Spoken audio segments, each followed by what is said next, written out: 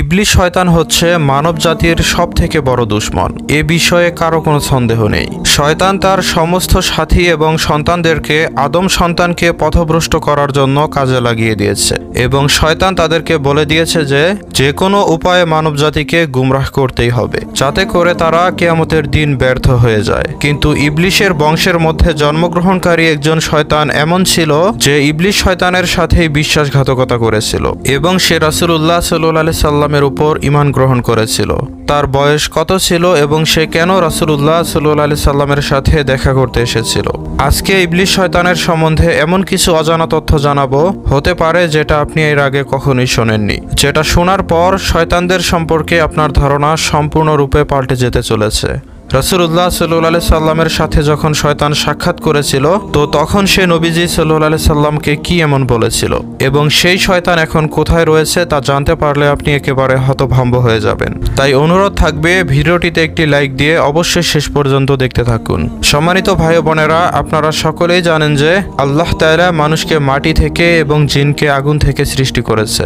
জিনদের মধ্য থেকে এক জিন, যার নাম ছিল ইবলিশ, সে হযরত আদম আলাইহিস সালামকে সিজদা করতে অস্বীকার করেছিল, যার কারণে তাকে আল্লাহ তাআলার দরবার থেকে বিতাড়িত করা হয়েছিল। তাই ইবলিশ শয়তান কিয়ামত পর্যন্ত আদম সন্তানকে পথভ্রষ্ট এবং গুমরাহ করার সিদ্ধান্ত নিয়ে নেয়। ফলে ইবলিশ শয়তান এবং মানুষের মধ্যে একটা ঐতিহাসিক মনস্তাত্ত্বিক যুদ্ধ আদিকাল থেকেই হয়ে আসছে এবং কিয়ামত পর্যন্ত হতে থাকবে। জিন জাতির সৃষ্টি আদম আলাইহিস সালামের সৃষ্টির কয়েক হাজার পূর্বেই করা হয়েছিল। শয়তান যেহেতু জিনদের মধ্য থেকে একজন ছিল, তাই শয়তানকে আল্লাহ তাআলা মানুষ এবং জিন জাতির মতো বংশধারা বৃদ্ধি করার ক্ষমতা দিয়েছিলেন। কিছু শয়তান এমন ছিল যাদেরকে আল্লাহ তাআলা জোড়ায় জোড়ায় সৃষ্টি করেছিলেন এবং যেভাবে মানুষদের মধ্যে নারী পুরুষের মিলনের ফলে বাচ্চার জন্ম হয়, সেভাবে শয়তানদের মধ্যেও নারী এবং পুরুষ শয়তানদের মিলনের মাধ্যমে শয়তান বাচ্চার জন্ম হয়। তাই ইবলিশের সাথীবর্গ, আত্মীয় স্বজন এবং তার সন্তানাদির মধ্যেও সময় অতিবাহিত হওয়ার সাথে সাথে বিশাল বংশবিস্তার ঘটে এবং ইবলিশ শয়তানের বাহিনী মানবজাতিকে গুমরাহ করার জন্য পৃথিবীতে বিস্তৃত হয়ে যায়।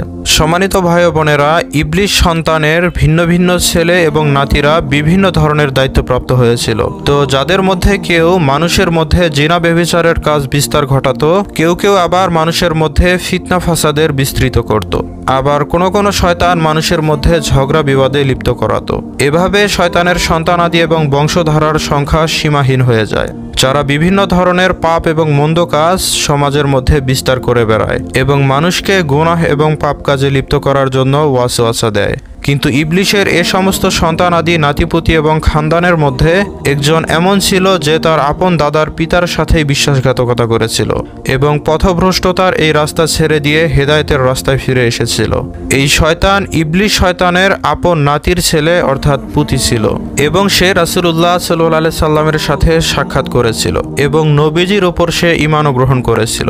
এ বিষয়ে হাদিস ও বিভিন্ন কিতাবের মধ্যে একটি প্রসিদ্ধ ঘটনা পাওয়া যায়। হাদিসের নম্বর এবং কিতাবের নাম আমরা স্ক্রিনে উল্লেখ করে দিব। হাদিসটি হলো হযরত আনাস রাদিয়াল্লাহু তাআলা আনহু এবং হযরত ওমর রাদিয়াল্লাহু তাআলা আনহু হতে বর্ণিত। তারা বলেন, একদা আমরা রাসূলুল্লাহ সাল্লাল্লাহু আলাইহি সাল্লামের সফর সঙ্গী হয়ে তার সাথে মক্কার বাইরে একটি জঙ্গলে বের হয়েছিলাম। আমরা তাহাম্মা পাহাড়গুলোর একটি পাহাড়ের মধ্যে গিয়ে বসেছিলাম। তখন একজন বৃদ্ধ মানুষ সেখানে এসে উপস্থিত হলো। সে তার লাঠির সাহায্যে চলাচল করছিল এবং এসে নবীজি সাল্লাল্লাহু আলাইহি সাল্লামকে প্রথমে সালাম দিল। তখন নবীজি তার সালামের উত্তর দিয়ে আমাদেরকে বললেন, এই বৃদ্ধ লোকটির চালচলন এবং আওয়াজ শুনে তো একে জিন মনে হচ্ছে। তো তখন সেই বৃদ্ধ লোকটি বলল, ইয়া রাসূলুল্লাহ, আপনার অনুমান সঠিক। তখন নবীজি তাকে জিজ্ঞেস করলেন, তাহলে কে তুমি এবং তোমার সম্পর্ক জিনদের কোন জাতির সাথে রয়েছে? তখন সে বলল, আমার নাম হচ্ছে হামা এবং আমার পিতার নাম হচ্ছে হিম, আর আমার পিতা হচ্ছে লাকিসের সন্তান এবং লাকিস হচ্ছে ইবলিশ শয়তানের সন্তান। এ কথা শুনে রাসূলুল্লাহ সাল্লাল্লাহু আলাইহি সাল্লাম বললেন, তাহলে তোমার এবং ইবলিশ শয়তানের মধ্যে মাত্র 2 পুরুষের ব্যবধান রয়েছে। তখন সেই বৃদ্ধ লোকটি বলল, হ্যাঁ, আপনি সঠিক বলেছেন। তো নবী করিম সাল্লাল্লাহু আলাইহি সাল্লাম তাকে জিজ্ঞেস করলেন, তোমার বয়স কত হবে? তখন সে বলল, হে আল্লাহর রাসূল, এই পৃথিবীর বয়স যতটুকু, আমার বয়স বয়সও ঠিক ততটুকুই হবে, অথবা সামান্য কিছু কম হতে পারে। যখন কাবিল তার বড় ভাই হাবিলকে হত্যা করেছিল তখন আমি অনেক ছোট ছিলাম এবং আমার বয়স মাত্র কয়েক বছর ছিল। কিন্তু আমি ছোট হলেও কথাগুলো বুঝতে পারতাম এবং পাহাড়ের মধ্যে দৌড়াদৌড়ি করতাম এবং অন্যান্যদের খাবার চুরি করে খেতাম, আর মানুষের মধ্যে তাদের আত্মীয় স্বজনদের মধ্যে বদ আচরণ করার ওয়াসওয়াসাও দিতে পারতাম। তো নবীজি সাল্লাল্লাহু আলাইহি সাল্লাম তখন তাকে বললেন, এটা তো অনেক খারাপ কাজ। তখন সে হুজুর সাল্লাল্লাহু আলাইহি সাল্লামকে বলল, দয়া করে আমাকে তিরস্কার করবেন না, কেননা আমি তাদের মধ্য থেকে একজন যারা নূহ আলাইহিস সালামের উপর ঈমান এনেছিল, তার হাতে তাওবা করেছিল এবং দিন প্রচারের কাজে সাহায্য করেছিল। এমনকি আমি 1 বছর পর্যন্ত হযরত নূহ আলাইহিস সালামের সাথে মসজিদে অবস্থান করছিলাম এবং আমি হযরত ইব্রাহিম আলাইহিস সালামের সাথে সাক্ষাৎ করেছিলাম। এবং যে সময় হযরত ইব্রাহিম আলাইহিস সালামকে আগুনে নিক্ষেপ করা হয়েছিল সে সময় আমিও তার সাথে ছিলাম এবং আমি হযরত ইয়াকুব এবং ইউসুফ আলাইহিস সালামের সহবতেও ছিলাম।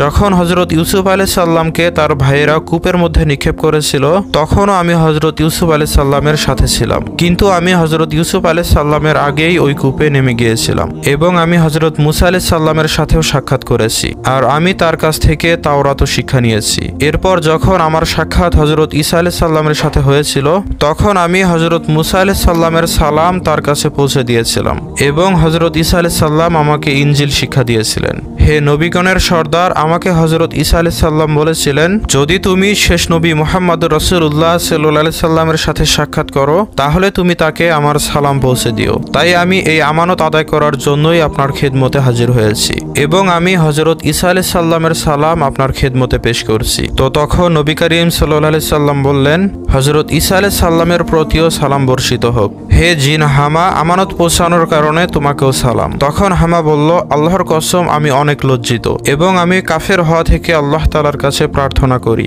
অতঃপর সে বলল, আমি আপনার উপর ঈমান গ্রহণ করলাম।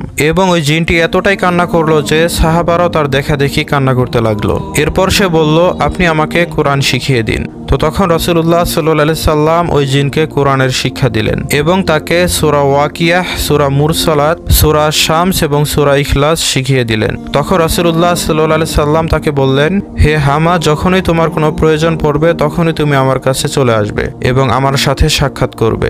সাহাবীরা বলেন, অতঃপর হামা সেখান থেকে চলে গেল এবং ওই ঘটনার পর রাসূলুল্লাহ সাল্লাল্লাহু আলাইহি সাল্লাম আর কখনোই সেই হামার ব্যাপারে কিছু বলেননি। তো কিছুদিন পরেই রাসূলুল্লাহ সাল্লাল্লাহু আলাইহি সাল্লামের ইন্তেকাল হয়ে যায়। তো মহান আল্লাহ তাআলাই জানেন যে হামা এখনো জীবিত আছে নাকি মরে গেছে। একটি বর্ণনায় আয়েশা রাদিয়াল্লাহু তাআলা আনহা থেকে বর্ণিত আছে যে রাসূলুল্লাহ সাল্লাল্লাহু আলাইহি সাল্লাম ইরশাদ করেছেন যে হামা এখন জান্নাতের মধ্যে রয়েছে। তো যাই হোক, সম্মানিত ভাই বোনেরা, মহান আল্লাহ তাআলা যাকে চান তাকে হেদায়েত দান করেন, তবে আল্লাহ তাআলার হেদায়েতের প্রতি আমাদেরকে অগ্রসর হতে হবে।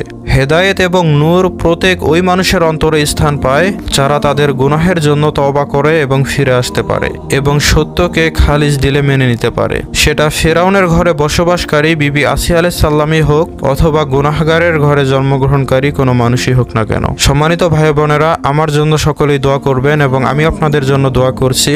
আল্লাহ তাআলা আমাদের সবাইকে যেন ঈমানের উপর অটল রাখার তৌফিক দান করেন।